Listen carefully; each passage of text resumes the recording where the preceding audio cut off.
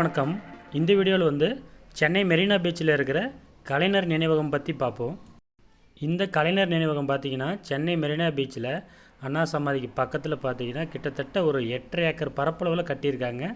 ரீசெண்டாக கட்டி ஒரு 2-3 இயர்ஸ் தான் ஆகுது. ரொம்ப பிரம்மாண்டமாக இருக்குது.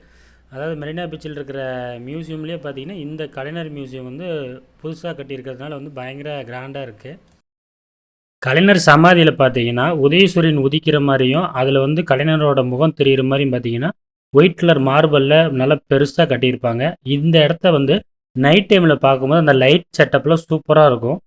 ஸோ பார்த்தீங்கன்னா அது மட்டும் இல்லாமல் சுற்றி வந்து ஒரு பார்க் செட்டப்பு, அங்கங்கே வந்து சிட் அவுட்டு இதெல்லாம் இருக்கும்.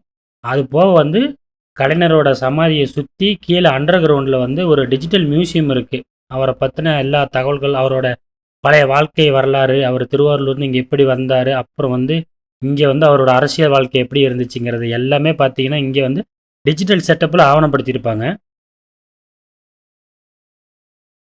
அந்த டிஜிட்டல் மியூசியத்துக்கு பேர் பார்த்தீங்கன்னா கலைஞர் உலகம் அப்படின்னு வச்சுருப்பாங்க. இது வந்து அண்டர் கிரவுண்டில் இருக்கும்.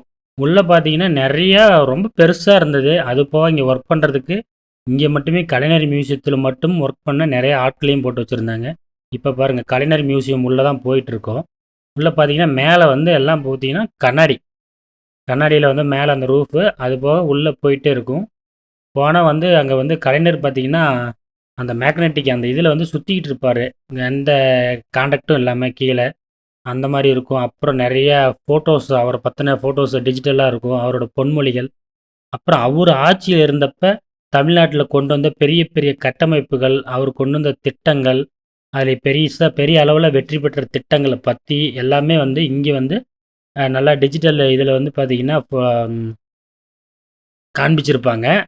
உள்ளே வந்து அண்டர் கிரவுண்டுங்கிறதுனால வந்து ஒரு ஒரு மைல்டான லைட் செட்டப்பில் பார்க்கவே ரொம்ப நல்லா இருந்தது. பார்த்தா தெரியும், ரொம்பவே செலவு பண்ணியிருக்காங்கன்னு தெரியுது. அவங்க அம்மா கூட இருக்கிற புகைப்படம், அப்புறம் பெரிய பெரிய தலைவர்களோடு அவருக்கு இருந்த நட்பு, அதுபோக ஒரு சின்ன தேட்டரே உள்ளே வச்சுருக்குறாங்க. கலைஞரை பற்றின அந்த வாழ்க்கை வரலாறு தெரிஞ்சுக்கிறதுக்காக ஒரு சின்ன குட்டி தேட்டரு. அங்கே வந்து தேட்டருக்கு வெளியே வந்து ஒரு 4-5 பேர் நின்றுக்கிட்டாங்க. வரவங்களெல்லாம் உள்ளே வந்து பாருங்கள், உள்ளே வந்து பாருங்கன்னு வாண்டடாக உள்ளே கூப்பிட்டு விடுறாங்க. ஸோ அப்போ வந்து வீடியோ எடுக்கும்போது வந்து டிஎம்கே தான் கவர்மெண்ட் ரூலிங்கில் இருந்துச்சு. அவரோட ஃபோட்டோஸு எல்லாமே ரொம்ப கிட்டத்தட்ட ஒரு ரொம்ப திறமையான தலைவர். ஆனால் மெரினாவில் இருக்கிற அடக்கம் பண்ணப்பட்டிருக்கிற 4 தலைவர்களுமே வந்து ரொம்ப திறமையான ஆட்கள். இதுதான் வந்து அந்த டிஜிட்டல் தியேட்டர், சின்னதாக ஒரு மினி தியேட்டரு. நம்ம போய் அங்கே உட்காந்து அவரோட வாழ்க்கை வரலாறு பற்றி ஒரு 1/2 அன் ஹவர் அந்த ஃபுட்டேஜ் ஓடும்.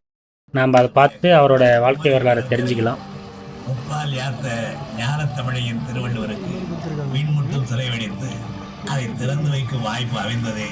அந்த வாய்ப்பு என் வாழ்நாளில் என் நிறைப்புக்கும் உழைப்புக்கும் கிடைத்த வரவல்லவா. தமிழ்நாட்டின் மற்றும் தமிழ்நாட்டு மக்களின் வளர்ச்சிக்காக அணைக்கட்டுகள், பாலங்கள், பள்ளிகள், கல்லூரிகள், அண்ணா நூற்றாண்டு நூலகம் என ஏராளமாக உள்கட்டமைப்பு வசதிகள் மேம்படுத்தப்பட்டன.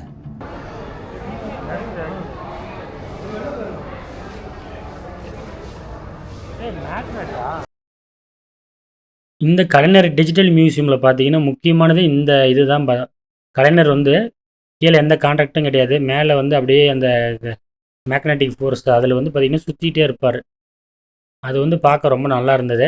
நிறையா பேர் வந்து இந்த இடத்துல வந்து மறக்காமல் ஃபோட்டோ எடுத்துக்கிட்டாங்க.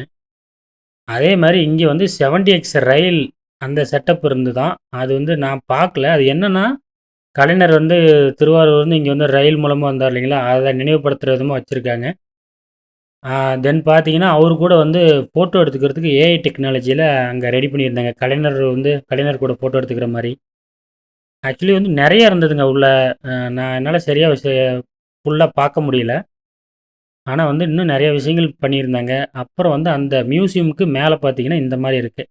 அங்கங்கே வந்து உட்கார்றதுக்கான அமைப்பு, அதெல்லாம் வந்து பார்த்திங்கன்னா கிரவுண்டெல்லாம் வந்து நல்லா ஃப்ளோர்லாம் நீட்டாக மெயின்டைன் பண்ணி, இதுதான் வந்து அந்த உதயசூரியன் உதிக்கிற மாதிரியான அந்த அவரோட சமாதி பின்னாடி இருக்கிறது. எங்கள் அப்பா அம்மாலாம் வந்திருந்தாங்க. எங்கள் அப்பாலாம் வந்து இந்த பழைய தலைவர்கள்லாம் ரொம்ப பிடிக்கும். எல்லா தலைவர்களையும் போய் கும்பிட்டுட்டு, ஏன்னா அவர் இந்த சமாதிக்கு வர்றதே ஃபஸ்ட் டைமு. அதனால் வந்து எல்லா 4 தலைவருமே அண்ணா, கலைஞர், எம்ஜிஆர், ஜெயலலிதா 4 தலைவருமே போய் பார்த்துட்டு ரொம்ப நேரம் அவங்க அங்கே நின்று கும்பிட்டுட்டு வந்தார். ஸோ வந்து பார்த்தீங்கன்னா, மெரினா பீச் வரவங்க இந்த இதெல்லாம் கண்டிப்பாக பாருங்கள். நைட் டைமில் அந்த லைட் செட்டப்போட இன்னும் சூப்பராக இருக்குன்னு சொல்லுவாங்க. ஸோ அதையும் வந்து நைட் டைம் இருந்து பாருங்கள். நல்லா இருந்தது. கண்டிப்பாக இந்த சென்னை மக்களுக்கு ஓரளவுக்கு தெரிஞ்சிருக்கும். பட் வெளியூர் மக்கள் வந்தீங்கன்னா, இந்த இதெல்லாம் வந்து விசிட் பண்ணி பாருங்கள். ஒன் டே ஃபுல்லாக மெரினா பீச்லேயே ஸ்பெண்ட் பண்ணுறதுக்கு நிறைய இடங்கள் இருக்குது இப்போ. ஸோ பாருங்கள். மீண்டும் ஒரு வீடியோவில் சந்திக்கலாம். நன்றி.